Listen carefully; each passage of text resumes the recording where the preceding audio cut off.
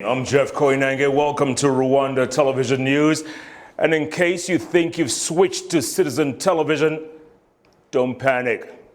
This is RTV, and yes, I'm the guest anchor. In the headlines tonight, President Paul Kagame has pointed out that the African Continental Free Trade Area is the answer to the problem of the continent's need to import food products, saying that Africa should be self-sufficient when it comes to food supplies. Fiona? Thank you, Jeff. Now, some people who are planning to wed during this season have said that despite the measures in place to control the spread of COVID-19, they are concerned about the extra financial cost they will incur on mandatory testing for every guest. And on the international scene, South African police say all allegations of brutality will be investigated as a new corruption watch report emerged alleging police are the most corrupt among the country's civil servants.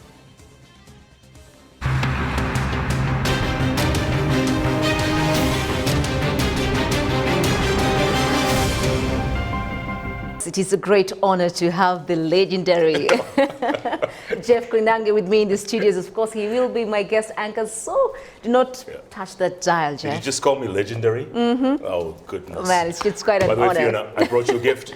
Thank you. Just Thank for you so much. It's a copy of my book. Jeff KOINANGE Through My African Eyes. That's it. It's my my memoir about my travels throughout Africa. And I've been in this business for a long time, so if you're a student of journalism or you just like a good read, definitely. I guarantee you, not just because I wrote it, but it's a good read. It is. It's good to be in Kigali again, and thank you for inviting me. It feels like home, doesn't it? It is. Home It away is from home, home. yeah. It's such a beautiful place. You guys have no idea, honestly. I mean, Nairobi, yeah, it's Nairobi. It's like the New York of Africa, but Kigali. Kigali. TV News, I'm Jeff KOINANGE along with Fiona Mbabazi. I didn't say that right. Mbabazi. Mbabazi. Mbabazi, okay. Now, on to international news. And South African police say all allegations of brutality will be investigated as a new corruption watch report emerged, alleging police are the most corrupt among the country's civil servants. Now, this comes as 3 officers appeared in court on Thursday over the killing of a disabled 16-year-old boy. Take a look. Jeff, thank you, man, for making time, of course, to be my guest anchor tonight. It's my pleasure. I love Kigali, I love Rwanda, I love what this country has become, and it's great to. By the way, before we go on, I brought you 2 extra copies of my book, just in case, Just in case, yes. And I want you. I've signed them. Okay, they're all autographed. Give them to whoever you think should get it. Loyal RTV viewers. 1 male, 1 female. Keep it 50-50. Give it to whoever you want. It's up to you. Thank you. So you got this, you got this, you got whoever this. deserves it, show us. At KOINANGE Jeff. What's your Twitter handle? At Fiona Mbabazi1. At RB. At RBA. Yeah. At RBA. Yeah. Yes. Hashtag. Jeff RBA. in Kigali. No. no, Jeff in Kigali. RTV. RTV, There yes, you go. yes. Do it. Send a tweet. Why should you get a copy of the book? And then we'll... Fiona will decide. Definitely. So take us briefly through your journey and how you got here for you to be, the Jeff KOINANGE that we see today. Mine is a funny journey, honestly. After high school, way back in the mid-'80s, long time ago, first of all, my father died when I was 2 months old. 2 months in 1966, and he left behind a 28-year-old widow and 4 kids. I was the youngest. I was 2 months old. So growing up, it wasn't that easy growing up. And what our mother did was she said, I'm going to give you the one thing that'll help you shine in the world. I'll lay that foundation, which is education. She did that to us. She gave us a good education, took us to some great schools. And after high school, I tried to apply to college. I couldn't get a scholarship. And I wanted to play sports. I was so good in football and rugby and basketball. Believe it or not, I was back in the day. And I couldn't. So I figured, you know what? Let's see what happens. And then one day I'm working in Nairobi with my first job as an office messenger and office assistant. And I see this ad in the paper. The ad says, we're looking for flight attendants for an airline back in the day known as Pan Am. Very famous American airline, long time ago, called Pan American World Airways, Pan Am. And they said we're looking for African flight attendants for the very first time to fly the routes. And I said, wow, flight attendant, see the world for free. I'm 19 years old, let me apply. So I applied along with 10,000 people. And they selected 40 Wow. to go to Miami, Florida in the spring of 1986. Wow. To cut a long story short, as we're training, we're in an aircraft that's not flying, it's on the ground, it's part of the training. And they say, hey, Jeff, what's your name, Jeff? Yeah, Jeff, go up to the front and make some announcements for us. You know, on the PA, like on a plane. You know, when you get on the plane, announcement saying, put your seats on your baggage under the seat, on the overhead. So I got on the microphone. I said, okay, no problem. I'm acting, let me act. Good evening, ladies and gentlemen. Welcome aboard Pan American, Clipper flight number 088 from Nairobi, Kenya. We're continuing services to Lagos, Monrovia, Dakar, and New York. And I started talking, you know. All of us are trained in cabin safety, and I'm reading the whole manual. Please pay attention to the flight attendants in front of you, and we'll direct you, blah, blah, blah, blah, blah. The guy looked at me, right? He was in the back of the airplane, and he looked at me and said, do that again, man. Do that again. I said, do what again? He said, do that thing you just did again. I said, oh God, I've made a mistake. they're gonna fire me. Yeah. I said, all right, let me try it again. Good evening, ladies and gentlemen. Welcome aboard Pan American, Clipper flight number 088 from Nairobi, Kenya, with continuing services to Lagos, Monrovia, Dakar, New York. He says, you're the guy. I said, I'm what guy? What guy? He says, you're the guy. I said, I'm what guy? He says, you're the guy we're looking for. That voice. And I said, my God. And it was then that I realized that was my gift. That was your gift. I had no other gift. I couldn't be a doctor, a lawyer, an accountant, an engineer. I couldn't. The voice was in the bottom of my throat. Yes. My gift. Can you imagine? That's my story. And I'm sticking to it. And you're sticking. It's not changing. Yes. In the midst of this, you know, COVID pandemic, Jeff, I know you also tested positive. I did. Can you imagine me? Of all people. So how was the experience? How was, you know? Look, it was contact tracing. I didn't even know, right? So it was contact tracing. My colleague at Citizen Television, Stephen Leto, tested positive. And they asked him, Stephen, who were you with? And I have this morning radio show, right, on Hot 96. And he says, oh, I was in the morning show with Jeff and so, and Hamo and the rest of the gang. And they said, oh, you need to test. So boss calls me, Shiro Aruru calls me and says, Jeff, you need to test. I need to test what? You just need to test for COVID. I said, why should I test? He says, well, Leto got it, so you get it. It's contact tracing. So sure enough, I tested and I was positive. And I said, oh my God. With no symptoms? Zero. Oh, well, I lost my taste for a while, but that was the only thing. So I said, you know what? This thing has become so stigmatic. It's such a stigma. Everyone's freaking out. They're going crazy. COVID's going to kill you. And I said, I'm going to come out. I'm just going to announce on social media. I didn't even tell my boss. I said, I'm just going to say I'm COVID positive. I'm taking 2 weeks off, and I'm going to be okay. You know, just like most people turn out to be asymptomatic, which means they'll go through the whole thing and they'll come out on the other side. But people get so scared. They think, oh God, it's the end of the world. Oh, Jesus. And then the West makes it worse for us. And they say, oh, how come those Africans aren't dying? Why aren't those people dying? I said, you know, the simple answer, been through HIV/AIDS, we've been through Ebola, we've been through malaria every other day. I mean, COVID, take a number, get in line. That's what we say. And that's, you know, that's our strength as Africans, honestly. Absolutely. It's incredible. We have the resilience. We do. We do. Yeah. We do, absolutely. The book. Yes. Through My Africa. What's the book about? You know? Look, it took me 7 years to write, first of all. 7 years. 7 years to write and this it's your book. second book? It's my second book, yeah. The first one was very educational and academic, I would say. But this one is about, I've been in this business almost 30 years, 30 years. My first job was in May 1991, right out of NYU in New York. And I got my first job at ABC News. So, and of course, it talks about my life growing up in the Nairobi of the 1960s, which, by the way, 60s and 70s was the best time to grow up in Kenya.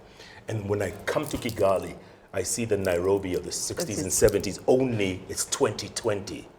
So Kigali has got it right. And I'm not saying this to blow smoke up anyone's skirt. I'm just saying, you guys got it right.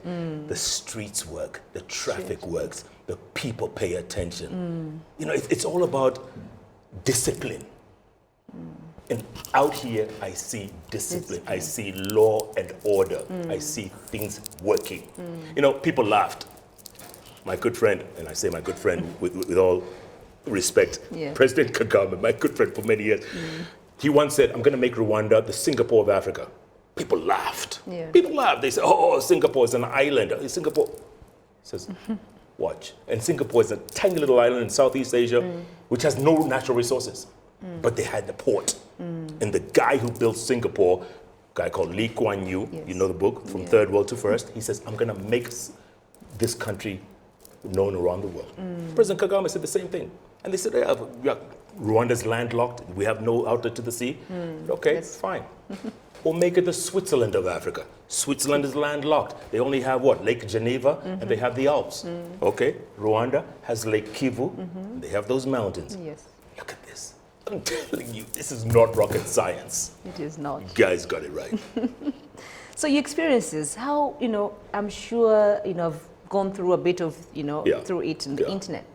The experiences that you went through, Jeff, the forefront, people dying, writing the African story, standing by Africa through it all. How has this shaped you over the years? Look, like I said, I had no other gift, so I figured if I'm going to do this, I've got to do it right. And, in the front lines, back in the 90s, Africa was a wicked place, Wicked place. West Africa, Sierra Leone, Liberia, child soldiers, and they were 8, 10-year-olds with AK-47s and a crazy mind. And, we had to cover the stories to tell the world. And it was rough, I saw my colleagues shot in the streets of Freetown. I saw, it was horrible. But you know what?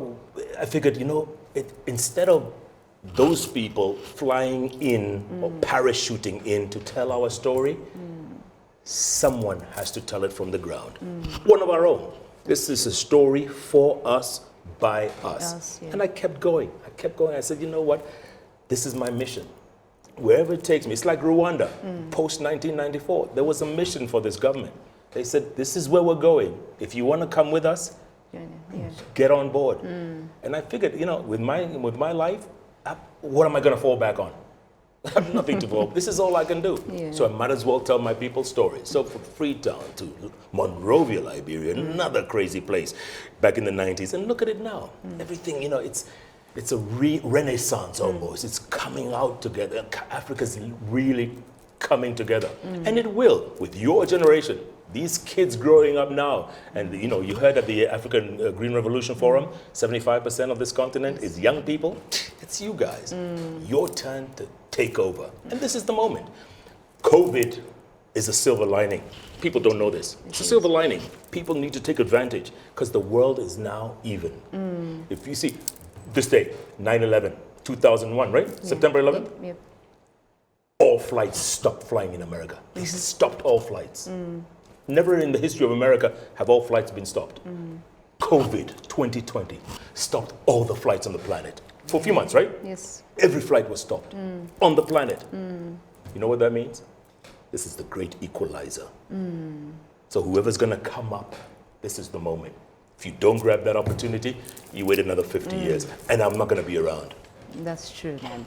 Before you go, the advice to the young journalists who are watching, that's one of the questions that has come. Can you tell us what can we do? What are we not doing right? How can we tell our African stories better?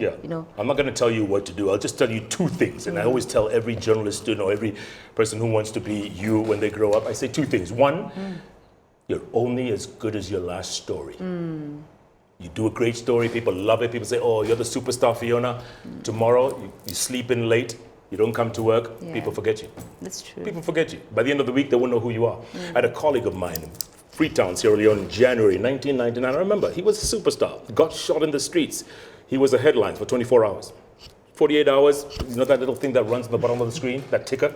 He was there. 72 hours later, nobody knew. A year later, nobody remembered. 10 years later, that's true. Memory. Nobody cares. Nobody cares. You're only as good as your last story. And then the other one, you're only in this if you're passionate. This is a calling, It's a calling. Don't do it to be a superstar. Don't do it. Absolutely. I mean, superstar for what? For who? For who? Yeah. Do it if you have a passion to tell your story. And nobody can tell the African story better than us. Nobody. Nobody. If you don't, unless you want those people to come and tell your story. And they will, very freely, happily. Parachute in, tell the story, get out. If you're to go back in time then, Jeff, as we sum up, would you change anything all through the time? How much time you have? 2 seconds. No, I think I was born to do this, I think. I was born to do this. And, and hopefully some people can be inspired to do this. even better. I will have done my job. That's it. That's I'd it. walk off the stage, go home. Absolutely. Well, it is an honor, Jeff. Thank you so much for joining us today, for our news and inspiring and the books. Do not forget, keep tweeting. Yeah, at KOINANGE Jeff. And at Fiona Mbabazi1. At RBA. Yes. Hashtag RBA News. Do it. If you want the your book. book. I mean, if you don't want it, Fiona will take it and give it to a friend. So Yeah. it's up to you. Well, thank you very much for joining us. My name is Fiona Mbabazi. And I'm Jeff KOINANGE. Tonight. No, I'm kidding. Have a good weekend, everybody. Take care. God bless.